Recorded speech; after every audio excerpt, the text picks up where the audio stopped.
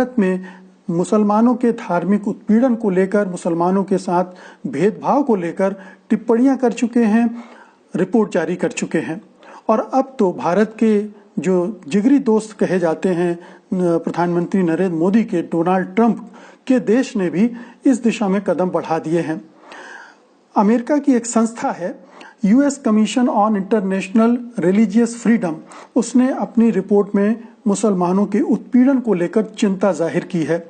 संस्था ने भारत को दूसरी कैटेगरी से हटाकर पहली कैटेगरी में डाल दिया है, जिसका मतलब यह है दूसरी कैटेगरी में थे तो हमारे देश पर नजर रखी जा रही थी कि हमारे देश में धार्मिक उत्पीड़न किस स्तर का है, और अब जब कैटेगरी 1 में हमें डाल दिया गया है तो इसका मतलब है कि मामला गंभीर हो गया है, चिंताजनक है। इसके लिए इस रिपोर्ट में एक टर्म इस्तेमाल होता है, कंट्रीज विद पर्टिकुलर कंसर्न, यानी सीपीसी इसको कहा जाता है। सन 2002 के दंगों के बाद भी भारत को इस पहली वाली कैटेगरी में रखा गया था, और जाहिर है कि उस समय प्रधानमंत्री आज जो हमारे नरेंद्र मोदी हैं वो गुजरात के मुख्यमंत्री थे। तो ये एक आप देखिए कि बहुत बड़ी समानता है इन दोनों मामलों में कि जब वो मुख्यमंत्री थे तब भी भारत को इस कैटेगरी में रखा गया, और अब जब वो प्रधानमंत्री हैं तो भारत फिर उस कैटेगरी में आ गया है। दरअसल इस कैटेगरी में आने का मतलब है कि आप ईरान, पाकिस्तान, चीन, इस तरह के देशों के साथ क्लब कर दिए गए हैं जहां पर धार्मिक उत्पीड़न की बहुत ज्यादा शिकायतें आती हैं। ऐसे 14 देश हैं इस रिपोर्ट में जो सूची दी गई है उसके मुताबिक, और आप उनके साथ खड़े हो गए हैं। यानी भारत, जिसकी एक प्रतिष्ठा थी धार्मिक स्वतंत्रता के मामले में, समानता के मामले में, धर्मनिरपेक्षता के मामले में, वो इन देशों से कहीं अलग खड़ा होता था, आज उसको इनके साथ खड़ा कर दिया गया है। जो हमारे यहाँ पिछले 4, 5, 6 सालों में लगातार हो रहा है उसकी वजह से। कमीशन का कहना है कि 2019 में जब भारत बीजेपी की सरकार एक बार फिर से बनी, नरेंद्र मोदी की सरकार दोबारा चुनकर आई और सरकार बनी, तो बड़ी तेजी से धार्मिक उत्पीड़न के मामले बढ़े हैं। खासतौर से मुसलमानों के उत्पीड़न के जो घटनाएं हैं उनमें बड़ी तेजी से इजाफा हुआ है। आम चुनाव में जो स्ट्रेंथ मिली, पार्लियामेंट्री स्ट्रेंथ मिली, ताकत मिली बीजेपी को, उसने उसका इस्तेमाल अल्पसंख्यकों के खिलाफ जमकर किया है, ये रिपोर्ट कह रही है। उसके मुताबिक सरकार ने अल्पसंख्यकों के खिलाफ हिंसा को इजाजत दे दी है और उनके धार्मिक स्थलों की तोड़फोड़ भी हो रही है। इस सरकार ने हेट स्पीच को रोकने की भी कोई कोशिश नहीं की, और गौ हत्या के संदेह में मॉब लिंचिंग का सिलसिला भी जारी है। रिपोर्ट में इस मामले में और भी चीजों का जिक्र है, जैसे CAA, NPR और NRC को लेकर जो प्रदर्शन हुए। एक तो इन कानूनों को लेकर ही चिंता जाहिर की है क्योंकि ये कानून जो हैं भेदभावपूर्ण हैं उसके मुताबिक, और अगर ये लागू होते हैं तो खास तौर पर सबसे ज्यादा मुसलमानों पर असर पड़ेगा, क्योंकि नागरिकता सिद्ध करने का बाकी धर्मों के अनुयायियों के लिए उतना महत्वपूर्ण नहीं होगा, जरूरी नहीं होगा जितना मुसलमानों के लिए। तो इन कानूनों का भी विरोध किया, और फिर इस कानून के खिलाफ जो आंदोलन हुए उसको जिस तरह से दबाया कुचला गया उसको लेकर भी इसमें वह धार्मिक उत्पीड़न से जोड़ा गया है। फिर उसमें जिक्र है कि ये नई सरकार बनने के बाद मई जून में इस सरकार ने धारा 370 को हटा दिया, जो मुस्लिम बहुल एकमात्र प्रदेश है हमारे हिंदुस्तान में, जम्मू कश्मीर, और वहां से एक तरफा तौर पर हटा दिया। उसके बाद वहां पर मानवाधिकारों का जबरदस्त उल्लंघन हुआ, मौलिक अधिकारों को नहीं दिया गया, वहां के लोगों को इंटरनेट वगैरह की सुविधाएं बंद कर दी गई, और इस तरह से वहां भी एक धार्मिक आधार पर एक उत्पीड़न देखने को मिलता है। इस रिपोर्ट में दिल्ली दंगों का भी जिक्र है। हालांकि ये रिपोर्ट 2019 की है, लेकिन इसमें दिल्ली दंगों का भी जिक्र है कि किस तरह से दिल्ली दंगे एक तरह से प्रायोजित थे, और उसमें खास तौर पर मुसलमानों पर हमले हुए। मुसलमानों की संख्या मरने वालों में ज्यादा है, घायलों में ज्यादा है, और जिनको गिरफ्तार किया गया है उनमें भी मुस्लिम समुदाय के लोग ज्यादा हैं। इस रिपोर्ट में गृह मंत्री अमित शाह का नाम 2 बार आया है, और एक बार उनका संदर्भ दिया गया कि जब उन्होंने कहा कि जो बाहर के लोग, प्रवासी लोग हैं, उनको कहा कि ये टर्माइट्स हैं, दीमक हैं और इनको सफाई करना पड़ेगा, इनको हटा देना पड़ेगा, खत्म करना पड़ेगा। तो इस संदर्भ में उनका जिक्र है। कमीशन ने ट्रंप प्रशासन से भारत सरकार की एजेंसियों और ऐसे व्यक्तियों पर पाबंदियां लगाने की बात की है जो धार्मिक उत्पीड़न से जुड़े हुए हैं या उनके नाम आ रहे हैं, उन पर रोक लगाने की बात की है।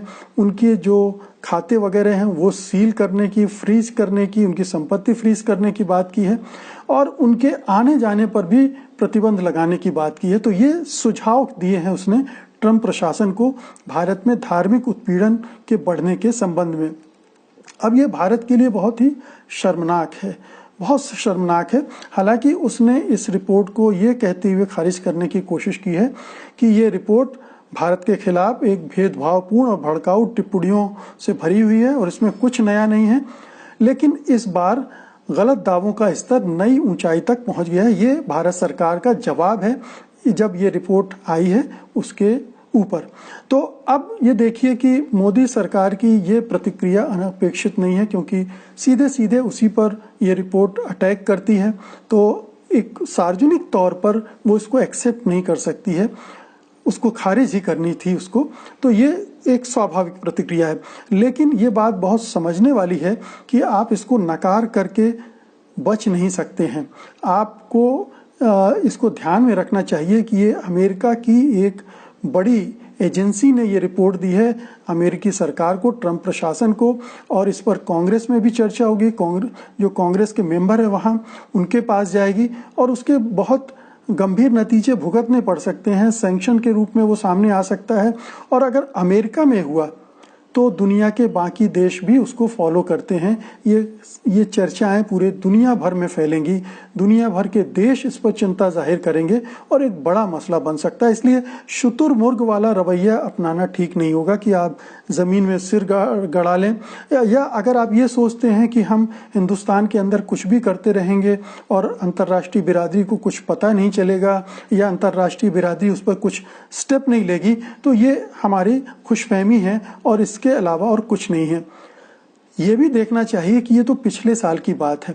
इस साल भी कोरोना के बहाने जिस तरह से सांप्रदायिकता का जहर फैलाया गया हिंदुस्तान में, चाहे वो राजनीतिक दलों द्वारा हो, चाहे गैर राजनीतिक कहे जाने वाले संगठनों के द्वारा हो, चाहे मीडिया के द्वारा हो, लेकिन बड़े पैमाने पर हिंदू मुसलमानों को बांटने की कोशिश की गई, उनको लड़ाने की कोशिश की गई, हिंसा फैलाने की कोशिश की गई। और अब हम ये सुन रहे हैं कि कैसे मुसलमानों को अलग थलग करने की कोशिश की जा रही है, उनका बहिष्कार करने की कोशिश की जा रही है, उनको उनकी जीविका से वंचित करने की कोशिश की जा रही है। वो जो सब्जी बेचने वाले हैं उनसे उनका धर्म, उनका नाम पूछा जा रहा है, उनके राशन कार्ड देखे जा रहे हैं। तो ये जो धार्मिक उत्पीड़न का सिलसिला है वो थम नहीं रहा है, वो लगातार बढ़ रहा है। एक के बाद एक ऐसी घटनाएं हो रही हैं जो बता रही हैं कि अल्पसंख्यक समुदायों को, खासतौर से मुसलमानों को बार बार हर जगह टारगेट किया जा रहा है। और सबसे बड़ी अफसोस की बात यह है कि ये ज्यादातर बीजेपी प्रशासित शासित राज्यों में हो रहा है और केंद्र में बीजेपी की सरकार है, वो इनको रोकने के लिए कोई कदम नहीं उठा रही है। वो ज्यादा इन ऐसी घटनाओं पर प्रतिक्रिया भी व्यक्त नहीं करती है, इनको गलत भी नहीं ठहराती है, कानून भी अपना काम नहीं कर रहा है। और हम देख रहे हैं कि सुप्रीम कोर्ट का रवैया भी बहुत पॉजिटिव नहीं है। ऐसे में ये जो स्थितियां बन रही हैं ये बहुत ही भयानक हैं, बहुत ही खतरनाक हैं। ये इस अन्यायपूर्ण भेदभाव को रोकने के लिए सरकार को कदम उठाने पड़ेंगे, नहीं तो आज नहीं तो कल पूरी अंतर्राष्ट्रीय बिरादरी में हमारे देश की थूथी होगी, बदनामी होगी और उसके माथे पर कलंक लग जाएगा। जैसे 2002 में अटल बिहारी वाजपेयी ने कहा था कि गुजरात दंगों ने भारत के माथे पर कलंक का टीका लगा दिया है। जो बाबरी मस्जिद का ध्वंस किया गया था उस समय भी ये कहा गया था और ये अब फिर वो मौका आ रहा है जब ये कहा जाएगा कि भारत पर ये कलंक का टीका है कि वो अपने यहाँ अल्पसंख्यक समुदायों के साथ भेदभाव करता है, उनका उत्पीड़न करता है, उनका संरक्षण नहीं होता है, उनके साथ भेदभाव, उनका बहिष्कार हो रहा है और ये आगे चलकर बहुत बड़ी हिंसा के रूप में भी तब्दील हो सकता है, नरसंहार का रूप ले सकता है, बड़े दंगे हो सकते हैं। तो ये एक चिंता की बात है, सरकार को इसको गंभीरता से लेना चाहिए, सिर्फ खारिज करने से बात नहीं बनेगी।